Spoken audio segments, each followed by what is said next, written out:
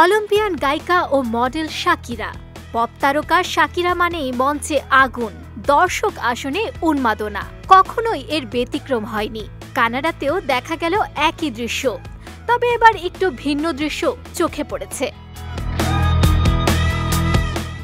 নাচতে নাচতে মঞ্চে পড়ে যান শাকিরা, তবে মুহূর্তেই নিজেকে সামলে নিয়ে পারফরমেন্সে মন দেন। এ ঘটনায় বেশ প্রশংসিত হচ্ছেন গায়িকা। বর্তমানে নিজের মিউজিক্যাল সফরে বিশ্ব ভ্রমণ করছেন পপস্টার শাকিরা। এ সফরের নাম লাস মুহেরেস ইয়া নো লোরান, অর্থাৎ মেয়েরা আর কাঁদবে না। সম্প্রতি কানাডায় সফর সূচিতে রয়েছেন শাকিরা। দর্শকরা ভিড় করেছিলেন কানাডার মন্ট্রিলের সেই অনুষ্ঠানে। সেখানে শাকিরা গাইছিলেন নিজের সুপারহিট গান ওয়েনেভার ওয়েনেভার।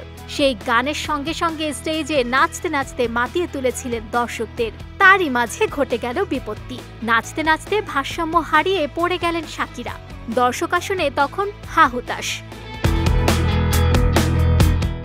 কিন্তু পড়ে গিয়েও এক মুহূর্তের জন্য দেরি করেননি শাকিরা, যেন কিছু ঘটেনি এমনই এক ভাব নিয়ে উঠে দাঁড়ালেন আর গানে মনোযোগ দিলেন। এই ভিডিও ভাইরাল হতেই প্রশংসার বন্যা নেট দুনিয়ায়। সোশ্যাল মিডিয়ায় শাকিরার অনুরাগীরা লিখছেন, শাকিরা সবসময় সেরা। কারো মন্তব্য, আপনার শক্তি আপনার সৌন্দর্য। কেউ আবার লিখেছেন, পেশাদারিত্ব কাকে বলে তার চূড়ান্ত নিদর্শন দেখালেন তিনি।